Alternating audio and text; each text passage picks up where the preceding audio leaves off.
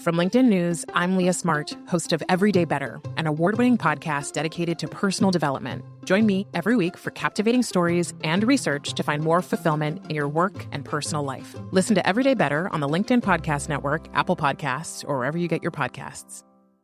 Did you know that small and medium businesses make up 98% of the global economy, but most B2B marketers still treat them as a one-size-fits-all? LinkedIn's Meet the SMB report reveals why that's a missed opportunity and how you can reach these fast-moving decision makers effectively. Learn more at linkedin.com/meet-the-SMB. Hello and welcome to another throwback episode. So over the last year, we've gotten a lot of new listeners and we're adding these throwback episodes so those new listeners can see some of our older content. But before I start, I have two disclaimers.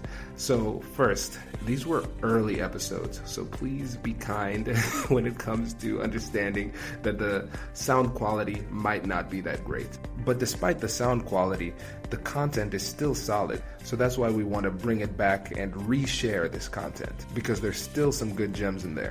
In addition to the sound, we were still trying to find our voice with regard to the format that we wanted to use. Our newer episodes are put together in a much more organized and efficient manner. So if you are a new listener and you're looking at this and you're saying to yourself, this seems unrefined, it probably is because it is unrefined, and you should check out our Monday episodes to see our more refined work. Secondly, not all of the promotions from these episodes are still active, but all of the freebies that we mention are still active. Lastly, make sure you go to the website and download our Ultimate Negotiation Guide, or you could do it by clicking the link in the description. The link that we're sending you to is www.americannegotiationinstitute.com/guide. Again, that's americannegotiationinstitute.com/guide. This is a 19-page free guide. It's actually, I guess that's more like an ebook, really. And this guide will walk you through your most difficult conflicts and negotiations. And it includes our 3 most popular freebies: the Salary Negotiation Guide, the Negotiation Preparation Guide, and the Conflict Resolution Guide. So make sure you take the time to download this as soon as possible. And now, without further ado, let's jump into the episode. Welcome to the American Negotiation Institute's podcast, where we will teach you the skills you need to get more out of life. And now your host, Kwame Christian. Hello and welcome to another exciting episode of Negotiation for Entrepreneurs. My name is Kwame Christian. I'm a business lawyer, and I am passionate about teaching business professionals like you how to negotiate and how to be more persuasive. As usual, I'd like to thank all of you who connected with me on LinkedIn. I'd like to give a shout out to Rusty from Chicago, Bree from Florida, and Daphne from DC. You know I love hearing from all of you, so if you haven't yet, please connect with me on LinkedIn, because I actually talk to you and we have a conversation. So I want to hear from you and get to know who you are. And actually, you're going to hear an update from Daphne in the next month or so. She's going to buy a car, and she's using the strategy from the car negotiation series last month. We won't wish her good luck because she doesn't need it. So we are wishing you good skill, Daphne. So we're looking forward to your report.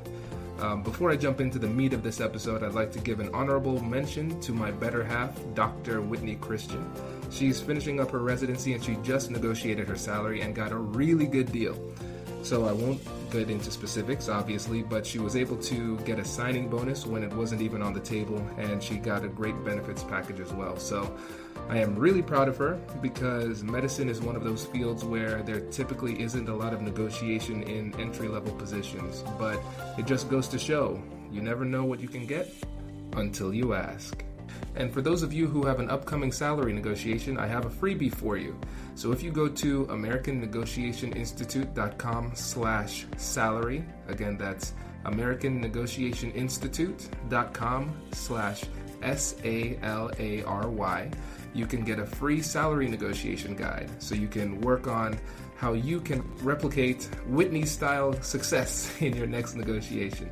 And I really want to stress the importance of negotiating your salary because numerous studies have demonstrated that if you fail to negotiate your salary, it could cost you millions over the course of your lifetime easily.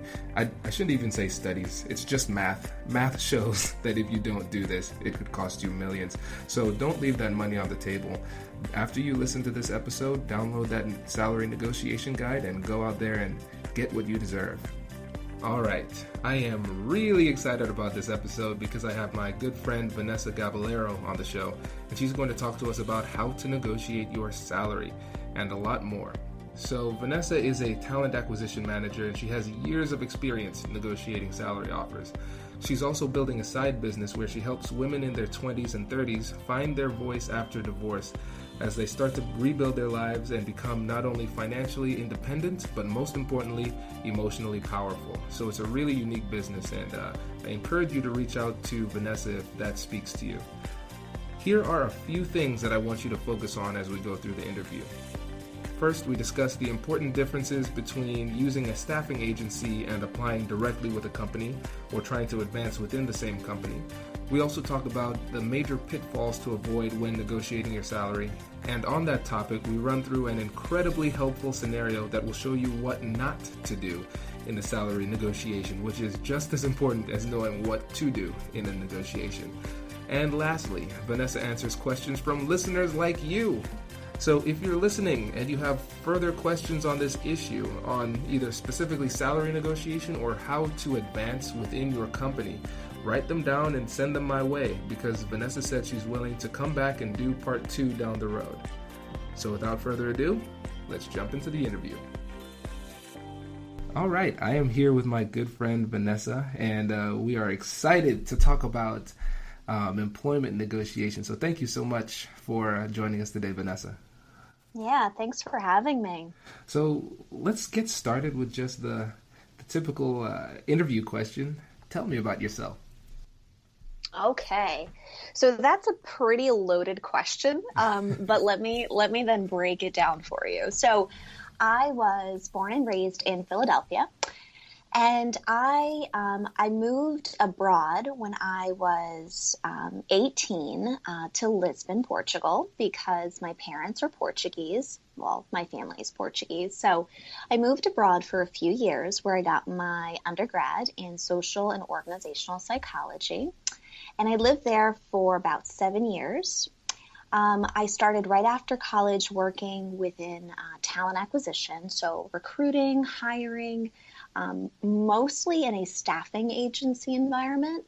And then after a few years of working overseas, I wanted to come back home for a lot of personal reasons. I mean, on top of going through a divorce when I was in my mid-20s, I knew that it was time to go back home. So I moved back, and that's when I started working within corporate talent acquisition. And my first opportunity within corporate was about 4 years ago with the company that I'm currently with. And it's a Swedish hygiene paper company. And they're also, they're based in Philadelphia. Their U.S. headquarters are here. So now within the company, I've been able to grow. I now manage a team of amazing men and women, and I lead the North American talent acquisition team for this hygiene company. So about 10 years of experience in recruiting. Very nice. So I'm assuming in that role you've had the opportunity to do a lot of negotiating. Mm-hmm. Yes. So I have, I've extended probably hundreds of offers at this point. Oh, wow. Yeah. I mean, not only here, but I mean, throughout my career. And, if you know anything about agency recruiting, it's really aggressive. You almost have to, fight for good candidates to get placement. So it's an extremely competitive environment. And I've extended, hundreds of offers, and there's definitely, tricks to it. And, I think where I've succeeded with salary negotiation with candidates is really that relationship. I mean, that's what it comes down to is, the relationship that you build with the candidate, and then, trying to get them on board to work with the company that you're with or you're representing. And that's all it comes down to. So yeah, that's my experience with salary negotiation. Can you tell us a little bit about the difference between agency recruiting and corporate recruiting? Hey you, I'm Andrew Seaman. Do you want a new job? Or do you want to move forward in your career? Well, you should listen to my weekly show called Get Hired with Andrew Seaman. We talk about it all, and it's waiting for you, yes you, wherever you get your podcasts. Small and medium businesses don't have time to waste, and neither do marketers trying to reach them. On LinkedIn, more SMB decision makers are actively looking for new solutions to help them grow, whether it's software or financial services. Our Meet the SMB report breaks down how these businesses buy and what really influences their choices. Learn more at linkedin.com/meet-the-SMB. That's linkedin.com/meet-the-SMB. So I would say the main difference between agency recruiting and corporate recruiting is that, you get a chance to build deeper relationships and more meaningful relationships within corporate, because you're representing one company, you're bringing in top talent for the company that you're with, right? That says everything about you, and you get the opportunity to see this top talent that you bring in grow within the organization. And that's what makes my role so rewarding, is that I've been here for 4 years now, and I've seen, people that I hired, over 3 years ago get promoted, and I see them grow within the company. You don't get that advantage, I think, in the agency side. And so a lot of times with agency recruiting, you have to be mindful of the fact that only your worth, your value, and your career ambitions. And I think you have to be a little bit more assertive with agency recruiters, because they're not experts for the companies that they're, hiring for. A lot of them aren't, right? Always be mindful of that. They have a lot of different clients, and, they probably don't have as much detail or insight as to the companies that they're talking to you about or trying to recruit you into, right? So just being mindful of that relationship, and the fact that it should be a little different between agency staffing and corporate staffing or corporate recruiting. That's really interesting, because for me, I never really thought about the differences, but it seems significant. And when you said be more assertive in kind of standing up for what you want to do as far as your career path and your goals, how does that manifest itself in the process? Yeah. So I think more so on the agency side, and this is just my experience, it's a little bit more of that sales environment where, you want to close your deals at the end of the month. And this is the reality of it. And, I have very, very good friends in the agency world, and, I admire what they do. And I was such a huge part of it for so long. On the corporate side, though, it's just different, because you have different insight into the company when it comes to, compensation, culture, values, our mission. And you don't have a quota to fill at the end of the month. You just need to get top talent into your company. And it's all about, who you're bringing in, and how much you're giving back to the business that you're a part of, right? So it's a little different in that sense when it comes to being aggressive. I know that agency recruiters, they have to be aggressive, and that's how the industry works. There's a lot of competition. In corporate, you're not competing with anyone. You're focused on, you're not competing with other recruiters or other talent acquisition teams.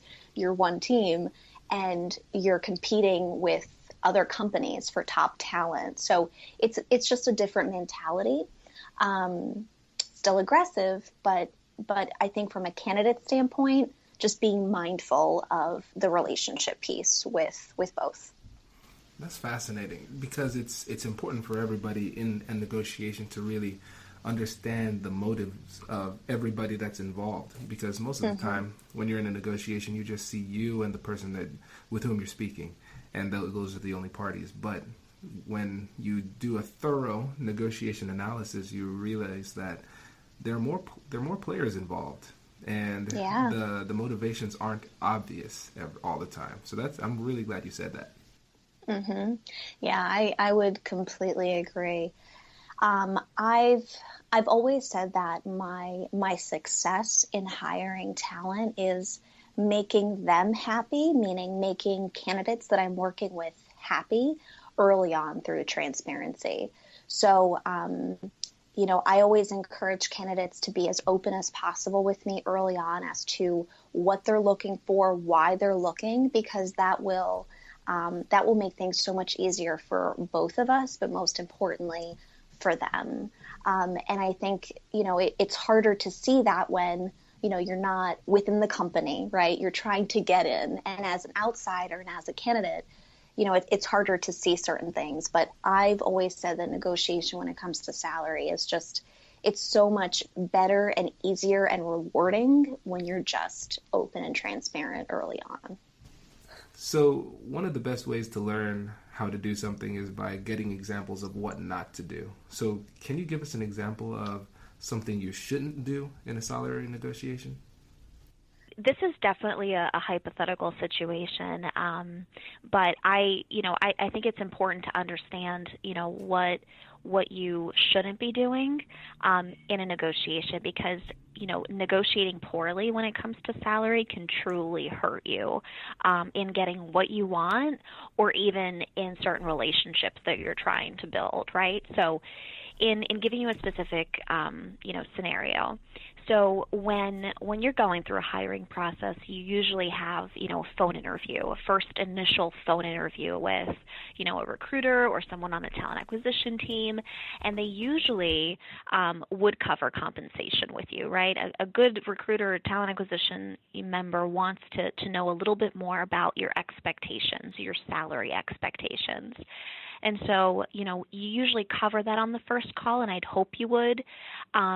My advice would be to always share as a candidate what you're looking for in your next salary.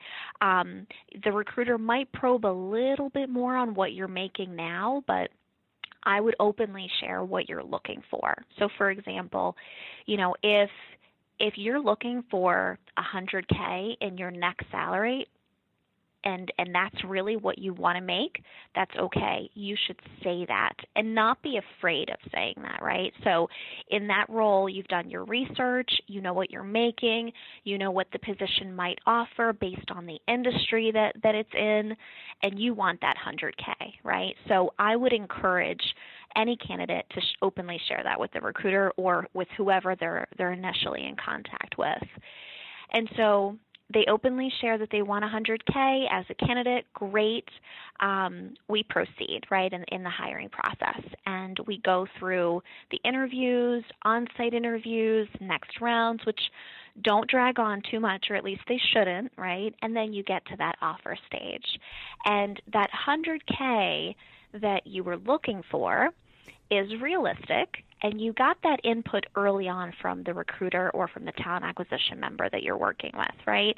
You got that input, and they wouldn't have dragged you along, hopefully, if it wasn't something that was obtainable for the company.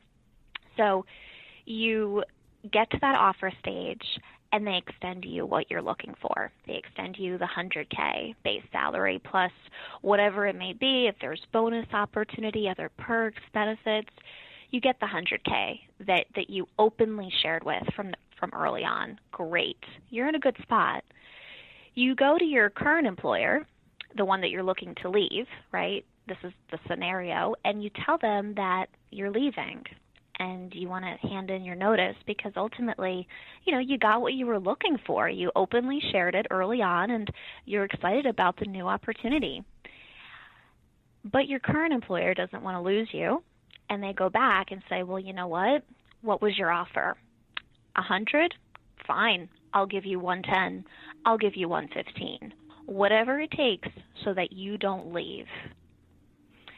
you go back to the recruiter at this new company, right, that you're looking forward to joining, and you say, you know what, I thank you so much. I'm so excited about this opportunity. You gave me what I was looking for. I mean, everything, right? Everything aligned because you wanted that 100, right? And that's what you got. But now your current employer is saying, well, you know what? I'm going to give you even more. So you go back to this potential employer and say, my current employer offered me 110, even the possibility to go up to 115. Is there any way that I can get more at this point? Now, mind you, rewind, you've accepted that 100K already. That's the most important detail out of the story. You were so excited about the 100K, you accepted it, and you went to your employer literally to resign, right, to give in your notice, and then they came back and countered. You've already accepted the 100K, and you're going back to negotiate more. Big no-no. That's what you shouldn't do. Now, if you hadn't accepted the offer, there would have been an opportunity to negotiate maybe a little bit more, but because you were always set and transparent about the 100, you would be catching that potential employer off guard, right? And saying, well, you know what? I know I've always said 100, but can I get 105?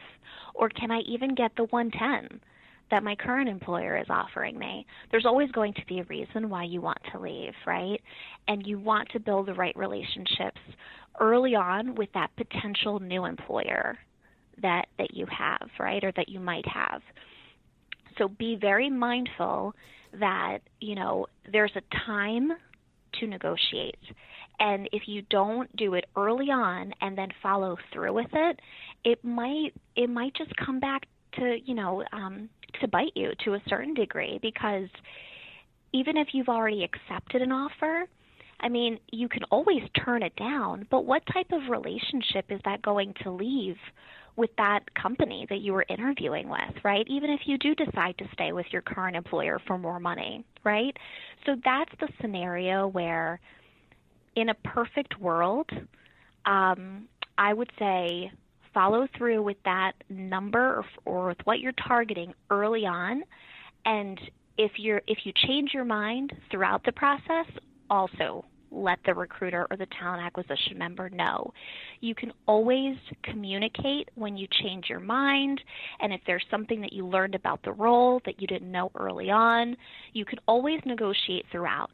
But when you get to that end part of the offer, right, you can only really negotiate once you receive the offer, you consider it, right, and then you come back that first time to counter. You get one counter, essentially, but make sure that you counter before you accept the offer. If you've accepted the offer, you really can't negotiate any bit more than that. I love this hypothetical because it is so rich with detail and nuance. And I thank you so much for sharing this. I have a few questions about it. So in that initial phone conversation, when they ask for your expectation, what if you're not quite sure what the salary range is? And there's always a situation, it's always going to be the case where the other side knows more than you do in the negotiation. Like they know how much they can give, they know their budget. And so there's a possibility you come in and you say, I'd like 100, and they were thinking we can give this person up to 120, and then they're just like, okay, there's your 100, and you never know what you can get. Do you think there's any value in kind of trying to dodge that question as well as the how much you were making before? Yeah, so my advice to that is always do your research, right? Leverage Glassdoor. There's so much insightful, salary information on Glassdoor. Do that. Definitely look into the industry, the role, and try to get as much insight as possible before even discussing compensation. That's rule number one. But the fact is, if you're at 80 and you've been underpaid and the role can go up to 120, but you're targeting 100 and you'd be okay with that, do your research. Don't dodge the question. That's my advice, right? My advice is when the recruiter asks you, what you're looking for, say that you're targeting 100, but you've done your research and you know that the position can pay up to 110 or 120, right? Whatever it may be, but you're being flexible. If they try to probe a little bit more on, what you're currently making, just say, that number that I just shared with you, 100, is what I'm targeting, and it's an increase to what I'm making now. And if they want to keep probing, I would not provide, where you're currently at, if they keep insisting, because that's unprofessional, to be quite honest, right? Gotcha. So if they ask you once, give them a little bit of information, right? Because then they'll probably think, well, maybe this person's at 90 or at 95. And if they ask you, then just say, I'm around that ballpark. You don't ever have to give a number once, they start probing a little bit more. But definitely provide a number that you would be happy with, knowing what the market pays, the industry, the role, right, after you've done your research. But make sure that you say, this position pays more than what you're targeting, right? So that you openly say the 100, but when they come back and offer you 100 and you really know that the position can pay up to 120, you negotiate 110. And then you'll probably get maybe even 105. Right? They'll meet you halfway if they really want you. And then you just got an extra $5K out of it. The truth is, even if a position can pay up to 120, it varies. It's based on experience, knowledge, education, right? And you may not be eligible for the 120 according to the range that the company has, right? So be mindful of that and know what you're worth.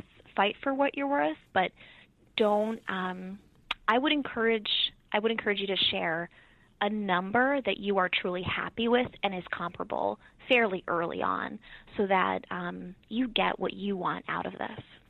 Very nice. Now, what if you're applying online and they have that box, and the box has that red asterisk of doom that requires you to to say your salary there, your current salary? How do you avoid that? Yeah, that's a tough one. Is there any way that they can just add a little dash instead of a number? Or, we don't have that in our application process, so I would not add a number in my application. If I was a candidate, I would not do it. I would find a way to just put something there where you can maybe add a few numbers, a dash, or I don't know, a plus sign, right? Something that gets by, and that, they look at your resume, they like what they see that you didn't add a number, which means, we might need to talk this through, which is fine, and then they'll call you anyway, right? So in an application, I would not add compensation. Okay. And with the counter, do you have any rules of thumb when it comes to countering? How do we know how much to counter with? That's a great question. Yeah, in my personal experience, it's always been about that conversation early on, which really manages expectations for both parties. So, realistically, you would leave your current job with your current company if you were to make a significant jump, right? And when I say significant, it's more than what you'd make in an increase at your current role, right, or your current job. Mm-hmm. So I'm going to say you want to leave your company for at least 20%, right? And if you share that number early on, right, with that 20% increase, then I think in terms of a counter, it should be, an additional 5 or 10% beyond that. If you're thinking about it and leaving your current position for a 30% increase in base salary, that's huge, right? So in numbers and in simplifying that, let's go back to the 100K example, right? If you openly said that you were, targeting 100K, that's your expectation, right, when it comes to salary increase, and you get 100K in your offer, I would negotiate for 108 if you can, if you have justification for it, if you've had those conversations early on, if you have that relationship with your recruiter, and if you've indicated that that's something that would be very important to you. I would negotiate at the 107, 108 so that you can probably get 105. Now, putting your recruiter hat on, let's say you didn't have, well, you would have the conversation about expectations, and the person says, well, I'd like to have an opportunity where I can make between 100 and 120. And they kind of put it at a range. And then you come with a $100,000 offer and they counter at 117. How would you feel as a recruiter? But if they were able to back it up with like legitimate criteria, how would that make you feel in your position? Yeah, so I'll put my recruiter hat on there. 100 and 120 is a very, very large range. So I would level set very early on. I would say, okay, what are we looking at realistically? I mean, 100 to 120, does it mean that you're okay with 100? I would level set expectations and truly understand, where they want to be. Because if it's that high of a range, then the 120 is probably where they would absolutely love to be at, but they don't think it's very realistic, which is why they're giving that large of a range, right? So it's really the psychology piece behind it. I would definitely probe a little bit more on that first conversation when they say 100 to 120 and say, okay, so if we were to, at the end of this process, extend you 100K, how realistic is it that you would accept?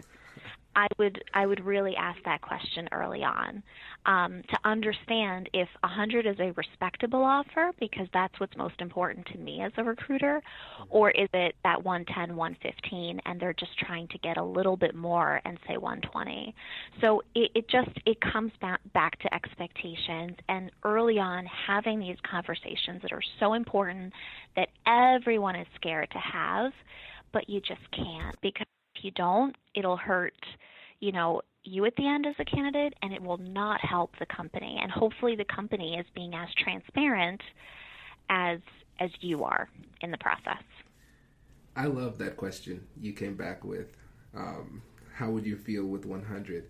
Because it's an expert level negotiation question, because you're reality testing, because the person was trying to sneak through saying a big old range so they can then kind of hold that over your head later on down the road when they get an offer. But it was an expert response, coming back with an open-ended question, asking for elaboration on their perspective on their true outlook. And I think that's something that people need to keep in mind. You can't just walk into these salary negotiations thinking, oh, I got this, when you're dealing with people like you who do this for a living. So there's really no opportunity unless you have, between the ages of 22 and whatever, you've gone through 100 jobs. There's no way for them to be on your level when it comes to the salary negotiation. Yeah, I mean, experience helps in negotiation. I would agree, but it wouldn't be fair to the candidate that just said they're targeting 100 to 120. It wouldn't be fair to them if I didn't, as a recruiter, probe a little bit more, because that would lead them on to later wanting an unrealistic number as a base salary, and possibly the company not even being able to offer it, and then we both walk away unhappy at the end of the process, right? And that's the last thing I want. So as a professional, we should probe a little bit more when we face this type of situation. Yeah, you're right. That does make a lot of sense. All right, so now we're going to shift gears a little bit. We're going to hit these next questions as Q&A style, because I got a lot of responses from people in our audience. And so we're just going to read them verbatim, and then you just bless us with your wisdom. Sounds good. Okay, so this question is from Shannon. I was just looking at the salary growth for creatives, and it's terrible, even when you get to a director level. How do you see your value from the company side instead of putting your own self-doubts into the equation? That's, you know what, that's a question that just has so much to it, right? Remove the obstacles from your mindset. That's the first thing, right? How do you see your value, right, without self-doubt? You know what? Look at it this way. How are you the go-to person, in different situations within your company? Look at it that way. Start realizing what people come to you for, what they search for when they're talking to you, right? What they want to collaborate with you on. Look at it from that standpoint of value, right? I know companies a lot of times say, well, you know what? That person's replaceable, but you know what? You're not. You are as valuable as you put yourself out there to be. So completely remove that self-doubt from the equation, because that inner voice that's constantly saying, you know what, you didn't do that right, so let's do it over. Completely remove that, because only you can put yourself out there in your company so that they see your value. That's all within your control, so don't forget that. I love that response, because a lot of times it's hard when you're that close to yourself. I mean, there's nobody physically closer to you than yourself. Sometimes you're too close to see the value that you can bring. And so your response of saying, figure out where your value is, as far as like, what makes you the go-to person. And also, one thing that I found is when I ask people, like, what do you think of me in XYZ situation? You'd be really surprised the insight you can get from some people who have a different perspective. And a lot of times you'll be pleasantly surprised. So I really love that advice. Good, yeah. Asking for that constructive feedback is so important. But I think that's the toughest thing. What you just said. Asking for, specific insight on how you are in certain situations. You're so scared that you're going to get something, that you're going to get a response that you weren't looking for, right, or that you weren't hoping for, is what prevents you from asking it in the first place. So, yeah, value does come from putting yourself out there, and that was a great example, Kwame. Nice. Well, thank you. I want to give a quick shout out to my friends on the Paychecks and Balances podcast, because they have an episode called Making Yourself Indispensable. And I think that will help you all out when it comes to figuring out your value for the company. So check that out on the Paychecks and Balances podcast too. Another question from Shannon. How do you ask for more when you're still learning and working towards becoming an expert? Yeah, that's a great question. So without realizing it, you're probably already an expert in what you do. So really break it down. Remove industry, remove, specific, information to your role, right? Look at what you do in your day-to-day. And look around you and see if there's anyone else that does it as well as you do, or that has the amount of potential that you do in what you're doing, if that makes any sense, right? So look at yourself as an expert and, remove anything else from the equation. But, I have to say that there are certain industries that, naturally pay more than others based on what they manufacture, based on what they sell, whether it's a product, a service, right? For example, pharmaceuticals, right? They make a lot of money because they sell their products, in a very pricey fashion. Let's put it that way. It's, so they're making a lot of money and they can probably pay you more because of it. So look at the industry that you're in. Evaluate whether it makes you happy, whether you're learning with where you are as quickly as you want to learn, right? Because if you're not, reevaluate what's most important to you. Reevaluate who you're working with, because that's who you learn most with, is the people around you.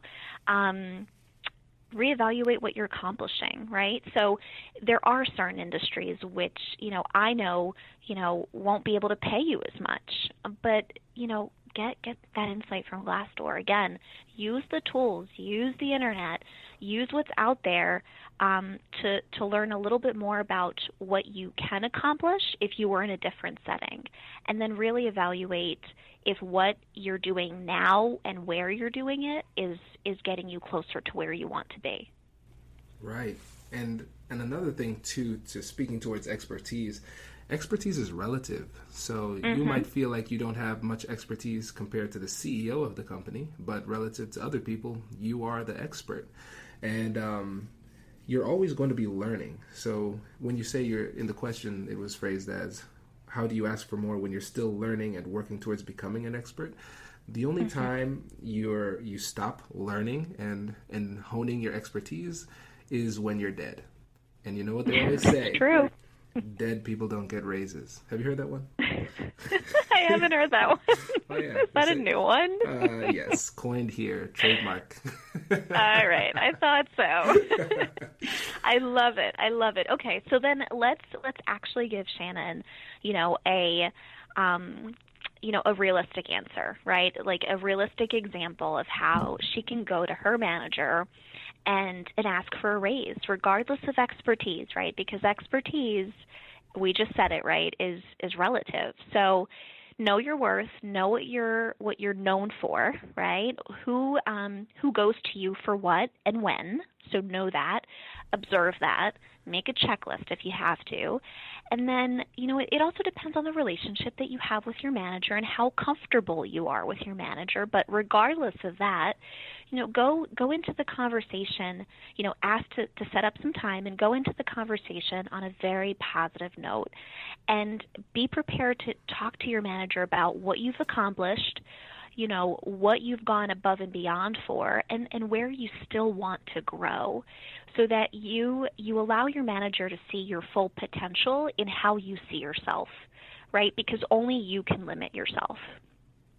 So once you do that, have a specific, increase in mind that you're looking for, right? Based on your research, based on, what you know about your company, right? There is an advantage to being, an internal employee. So think about all of that and go into it with, for example, a percentage that you'd target in terms of an increase. Let's say 10%, even number, 10%. If your manager isn't able to at least meet you halfway, then suggest the following. Suggest a mid-year increase. Ask for the 5% now that they're willing to offer you because you've earned it, and set specific deliverables and objectives for what you want to cover in the next 6 months. And ask for the additional 5% increase at the end of those 6 months upon revision of those objectives and if they've been obtained. And see what they say. That's my suggestion there. I love that. And it's essentially like a pre-negotiation. You make it almost like math. You agree on certain objectives, and then certain deliverables, and once they're delivered, they deliver the salary increase. I love that. Mm-hmm. Yep. So Shannon, you have some homework, and I'm going to check up on you. So get working on that, and I'm going to make a freebie, salary negotiation freebie for you all to download. So if you go to AmericanNegotiationInstitute.com/salary, you can get that and start game planning and preparing for your next negotiation. So that one's for you, Shannon. So this question is from Faria. She says, some companies will ask you to do more and more and continue to pile more work onto your plate without reflecting the increased work with increased compensation. How would you suggest that we handle that?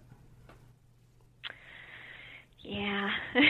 So the beauty of pushing back, I think that's my initial thought there, right? So, and notice I didn't say the word no, right, which is everyone's fear, and that's why they allow the work to pile on. So this is about it's about two things.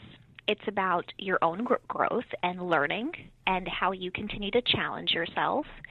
So evaluate whether the work that's being given to you is is doable from a time standpoint, right? If you can actually tackle it and what you're going to learn from it. If it's basic, work that won't allow you to keep growing, right? And it's just standard things that, probably no one else wants to do or they're willing to do, then that's where I'm going to say push back a little bit and say, you know what, thank you for coming to me and for asking me, but I can only do this out of what you're asking me. So, don't say no and don't turn the person down completely, but set early on the expectation of, I want to do this for you, but I want to do it well. And to be able to do that, I can't do it all. I can only do this much of it for you. Is that okay? Are you okay with that? Do you have someone else that can help you with the other part? If you position it that way, they won't see it as being turned down or as receiving a no from you. You're willing to help, right? But you're giving yourself that respect, right? Of, you know what? This person they don't want to do it, right? This person doesn't want to do this work. They're coming to me with it. I'm going to push back and stand my ground so that I respect myself, and most importantly, they see that and they respect me. Wow. I like to come up with follow-up questions on that, but you pretty much handled everything. That was really good. That was really good. I see. I need to figure out how to tell my boss to stop giving me work, but that might be a bit problematic since I work for myself. But yeah. So then use the same rationale, right? So what is going to challenge you, right, to keep growing, and what can you maybe outsource somewhere else or ask someone else to help you with, right? So use that same concept, though. I know it's harder said than done. Right. No, but I think you're right. I think I'm at the point now where I need to seriously consider adding people to my team here. It's always a scary step in business, but, that's how, there's no, Fortune 1000 solo business out there. So I need to change my mentality. But I know time is short. I want to finish up with one more question. And we actually just got this question today. And so this question is from Isaac. And so he says, right now, the biggest thing he wants out of his job is education. He needs to learn as much as he can. The reason I've pushed for a larger salary is so that I can afford more education. I've talked with my boss before about seminars and such, but he pushes them off. Earning more would enable me to book learning opportunities. Does that negotiation approach increase salary to afford education? Does that make sense, or should I be doing something else? Yeah, that's such an excellent question. Okay, so most companies, or a lot of companies, have tuition reimbursement programs, which allow you, to get your undergrad or go and get your grad. Go to grad school, right? Go and get your master's, your MBA. They allow you to invest in higher education. But if your company doesn't have that, or if that's not what you're going for, and you want, you want to go to more seminars, you want to go, to more conferences and come back with that learning, then I think it'll help if you just sit down with your manager and literally tell them, what's the ROI? What's the return on investment? What's in it for them, right? And align the learning from that seminar or that conference to your team's objectives, to the business objectives of the company, right? Because I think it'll help if you allow your manager to understand what's in it for them. That's really what it comes down to. Money equals value, right? So it's great that you want to invest in your education, but you need to link it back to the business if you want them to pay for it, right? That's what it comes down to. So if you commit to going to this seminar or this conference and you come back with specific deliverables, or you come back with specific objectives that you're looking to learn and then bring back, right, and implement, for example, then I think that will allow your manager to understand the value of the education that you're looking for and would help you invest in that. I don't believe that companies increase your salary because you want to pursue education. It's always something separate, whether it's through, a tuition reimbursement program as a formal program in the company, or it's on the side investment of your own growth and learning through seminars and conferences, but they need to be linked back to the company and to the growth of the company. And it needs to be aligned with what you're looking for as well. I think that's a great response. And what would you say to Isaac when it comes to really framing that conversation in a way that doesn't scare the manager up front? Because I'm sure if Isaac comes in and says, I want more money, the person's going to kind of get on guard, So that initial ask, like, how does he approach his manager? Yeah, so I would not approach that conversation going into it from an education standpoint if you're just looking to increase your base salary, right? So just know that both things usually aren't connected. Go into it thinking, okay, whether it's a salary increase, right, you have to position it one way in general, right, given your worth, your accomplishments, your value, that's one thing. If you just want to go in there and, give your manager the ROI behind what you want to do with your education and these seminars and these conferences, align back to what might be on a performance review, right? So what might be, your own goals for the year objectives, what your team goals may be, what the business objectives are, right? Go back to that and prepare for that conversation so that, you disarm your manager with any other follow-up questions that he or she may have that might decrease your chances, right, in getting that buy-in. So go into it and say, you know what, I will obviously always thank them for their time, and go in and just say, you know what, I value what I do here. I want to continue growing, and this seminar, this conference would mean a lot to me. Definitely add the emotional piece in there, because if you have a good relationship with your manager, then they'll care, right, that it means something to you. And then go into the specific, tactical, ROI input, and go into it and say, you know what, these are our team goals. This is what the business wants to get out of this year. I would like to contribute to this through my own personal objectives and professional objectives, and go to the seminar to come back with this and be able to implement it. What do you think? Always ask them at the end of the conversation, after you completely bombard them with all of the facts, ask them what they think, because that will get their buy-in. That will get their input. That is what will allow them to say, you know what, I never thought about it that way. I'd be open to you going, right? And this is where they may negotiate a little bit with you. I know you want to go to this seminar or this conference, but why don't you, try going to just one day or to 2 days out of that entire conference from a, financial standpoint? I think it'll be better for us. Is that still within the ROI that you just presented me? Be prepared. Have that conversation fully thought out to get what you want to continue learning. I don't know if that answered the question. But yeah, it does. I think this is cool. Great. And one of the things that you said that I really want to key in on here is, and this is really an expert level strategy when it comes to figuring out really what the manager or your boss cares about. Looking at the goals and objectives that he or she set for you. Those are the things that are most important. And so that gives you the opportunity, that insight gives you the opportunity to frame the whole discussion from their perspective. So you're speaking their language from the beginning. Go back to old emails. What is it that they care about? What are the things that they say repeatedly? Use those words and phrases to speak their language, because like I said in one of the other podcasts, people have a self-serving bias. They feel like they are really smart. If you say things that sounds like them, they'll think you're really smart too.